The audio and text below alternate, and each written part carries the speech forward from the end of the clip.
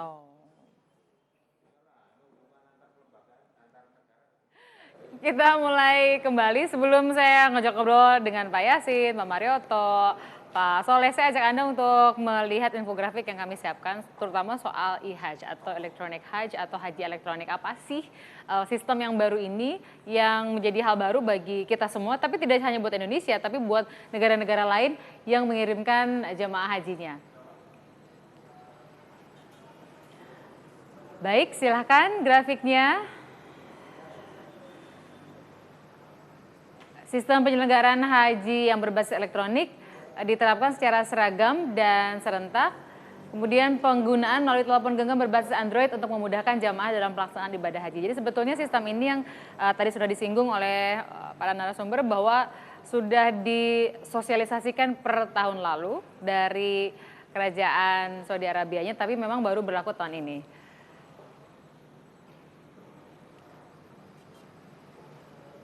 Inilah yang kemudian termasuk ke dalam sistem e-Hajj yang kita belum tanya ke Pak Marioto soal paspor, karena di dalamnya termasuk. Tadi kita sudah singgung soal pemondokan juga, soal catering, soal transportasi yang diharapkan bisa lebih rapi kalau ada sistem e-Hajj ini dilaksanakan.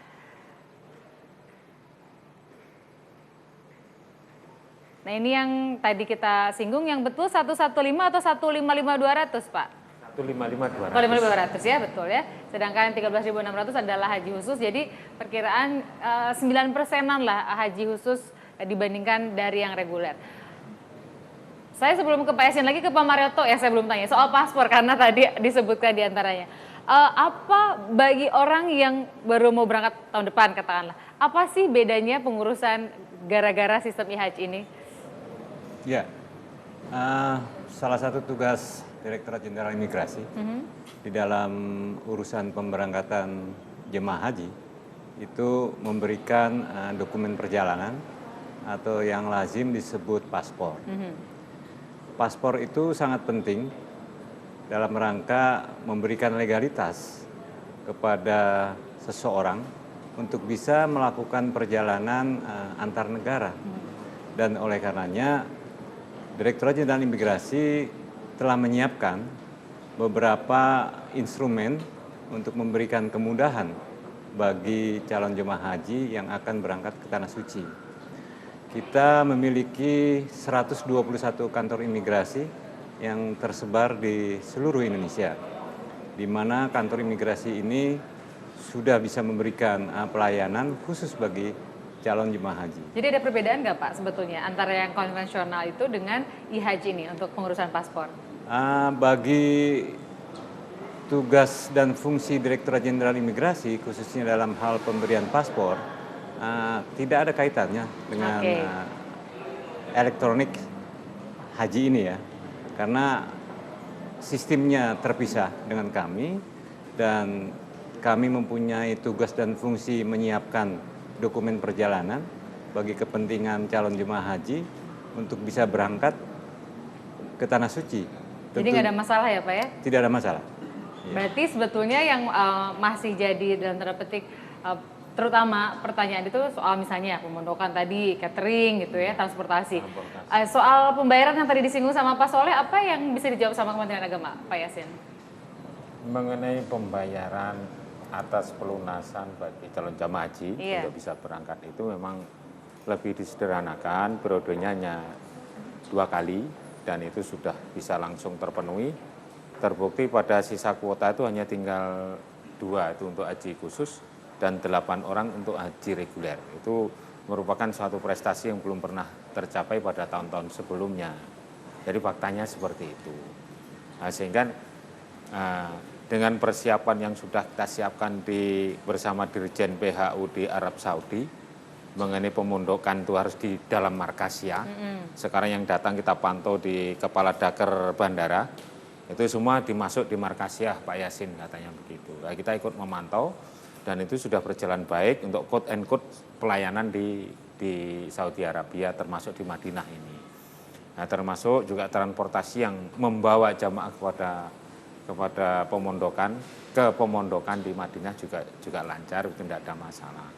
Jadi sepanjang berkaitan dengan pembayaran itu sudah cukup lancar, ditinjau dari harga dalam apa itu namanya perhitungan currency dolar itu sudah turun kita 2.700 yang semulanya kan 3.500. Nah, ini yang menjadi permasalahan kenapa kok jadi pelunasannya tetap mahal?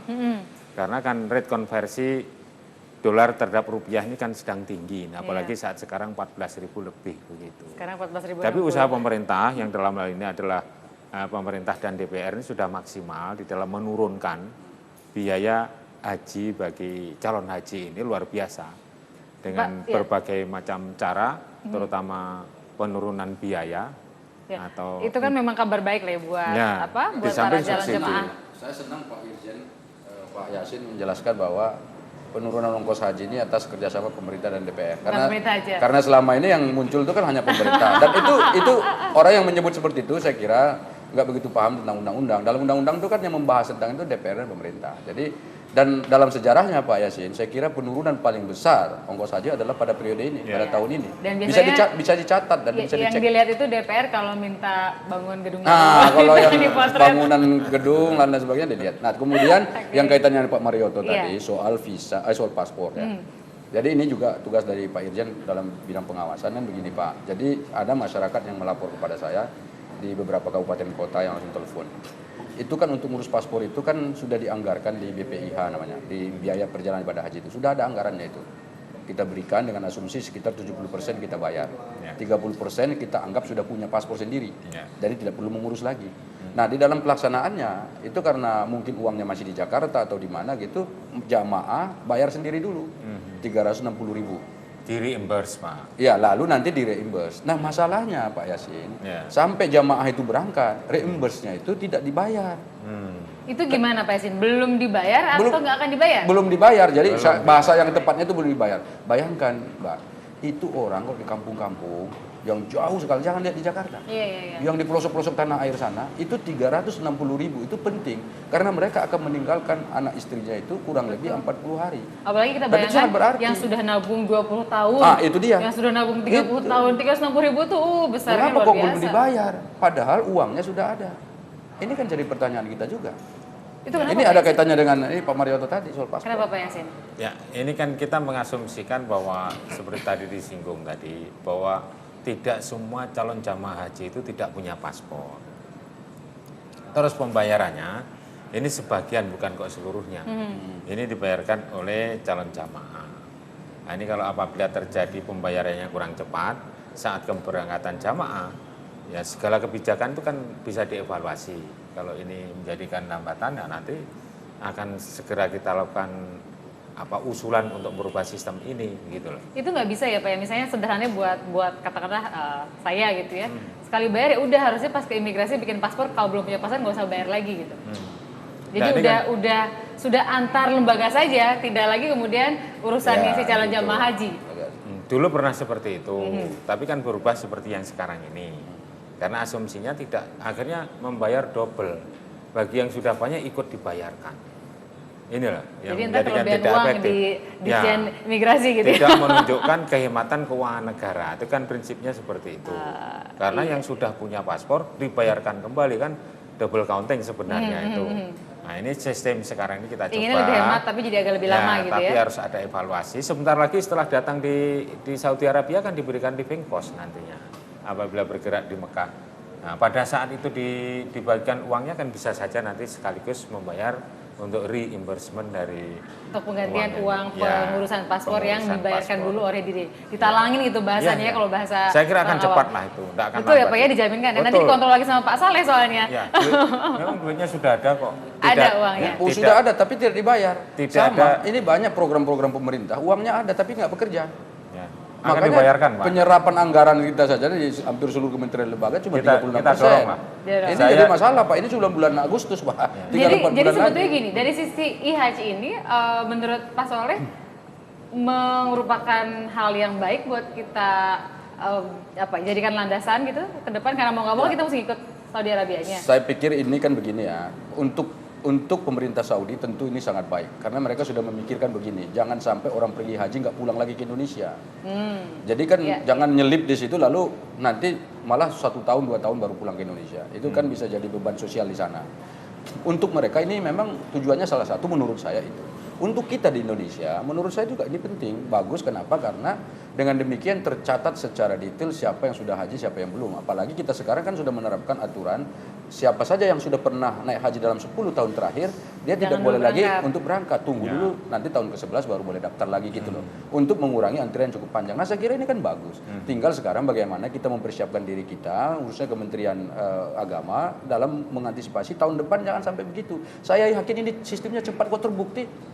Kan dari 22.000 jadi 1.000 lagi jadi gitu cuma ya. 1.000. Jadi ini berarti kan cepat. Nah, kemudian untuk hal itu saya kira apresiasi nanti ada juga ke kedutaan besar. Iya, tentu kita berterima kasih pada kedutaan Saudi Jangan yang sudah galak-galak nanti nggak dibantuin. Nah, kalau kita tidak pernah mau menyalahkan kedutaan Saudi, Pak, kita tetap menyalahkan diri kita, introspeksi pada diri kita, kenapa kok kita terlambat? Terutama Kementerian Agama, itu yang selalu kita pertanyakan itu.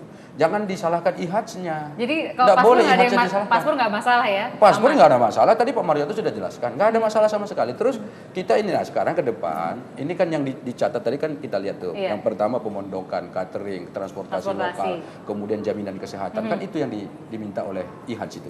Sistem itu. Nah karena itu ke depan, kita jangan setiap tahun membahas pemondokan. Kementerian Agama capek. Kemudian jangan setiap tahun kita mencari di mana catering yang pas dengan cita rasa Indonesia misalnya. Kemudian jangan setiap tahun kita memikirkan bagaimana asuransi kesehatan. Jadi kalau perlu 1 kali 5 tahun, kita ketok 1 kali 5 tahun dan dibuat klausul yang khusus. Dengan demikian ini akan membantu untuk proses IHAJ satu. Kemudian yang kedua, saya kira ini akan membantu pemerintah, kemudian juga DPR terkait dengan isu-isu negatif yang selama ini mungkin orang tidak paham, tetapi dijelaskan, oh ini ada permainan inilah, permainan itu. Dengan kita ketok 1 kali 5 tahun nggak ada permainan apa-apa lagi, udah selesai. Kita juga tinggal nanti mungkin Pak. Ini bikin sebagian orang nggak senang kali Pak Soleh. Ya, wallahu alam lah itu saya yang penting bagi saya kalau itu memang benar. Dulu penurunan ongkos haji banyak juga orang nggak senang. Betul. Tetapi kita merasa itu penting 2.717. Kita merasa itu untuk jamaah. Silakan kita akan berjuang. Jadi usulannya adalah per 5 tahun sekali. Per 5 tahun sekali. Nanti tinggal untuk pembicaraan BPIH ongkos haji itu yang kita buat, yang kita bicarakan hanya yang berubah-berubah harga. Baik. Pak Yasin setuju nggak kira-kira teman-teman dari Kementerian Agama ini kan mesti klop nih antara kementerian sama ini sesuai teman-teman dengan DPR. istilahnya grand design reformasi di bidang perhajian ini. Jadi Pak Menteri saya kira juga inline dengan pemikiran kita semuanya, karena Pak Menteri dari awal niatnya juga melakukan reformasi di haji, termasuk penyewaan rumah yang multi-hias. Di Arab ini mereka itu sebagian di antara yang memiliki hotel itu siapnya 2 tahun. Tapi sebagian di antara pemilik ini saya tanya 5 tahun pun juga bersedia. Iya. Jadi yang paling tepat tadi sebagaimana disampaikan oleh Pak Soleh tadi, bahwa ada adjusting price itu. Di sana kan inflasi kan juga tidak terlalu tinggi. Iya. Nah, jadi kita membuat database rumah-rumah yang bagus, yang apabila terjadi kerusakan itu tanggungan bagi yang pemilik rumah untuk memperbaiki. Ya. Tapi kondisinya tetap kita minta yang kondisi Tapi prima. artinya tawaran dari Pak Soleh yang 5 tahun Ya, ini setuju? Saya kira setuju lah. Sekali untuk 5 tahun? Setuju lah, bukan berarti kita peta kompli ya, karena kita kan ini dikembalikan kan baru pada pimpinan. Pada Pak Menteri. Saya kira inline lah pemikirannya itu reformasi haji. Kalau saya bisa Pemikiran insya dari Allah awal. hampir memastikan lah. Insya Kalau Allah, kawan-kawan insya di Komisi Allah. 8 DPR RI saat ini insya Allah sangat setuju. Jadi karena ada timing yang bagus, kemudian Kementerian Agama juga kelihatannya setuju, ya kita bungkus Ini saja. penting nih selesai. besok teman-teman jurnalis kalau ketemu sama Menteri Agama tolong tanyakan soal ini untuk memastikan apakah beliau juga setuju soal setuju. ide Insya Allah kontrak setuju, 5 tahun. Kalau 5 tahun berarti berlaku katakanlah ketok sekarang berarti berlaku mulai tahun depan gitu ya Iya. sampai 2016, 17, 18, 19, 20. Iya. Nanti kalau ganti presiden nggak apa-apa. Enggak ada urusannya kan, Ada keputusan urusannya. keputusan itu mengikat sampai batas Nah, waktu itu yang kita ditentukan. takut. Iya. Bagus kalau bisa dan gitu. perlu kita sampaikan Mbak Tina, ini kan bukan kalau yang namanya BPIH itu tidak mengacu pada tahun anggaran APBN. Betul. Karena musim haji tidak bisa di APBN kan, Yes. bulannya bergerak terus.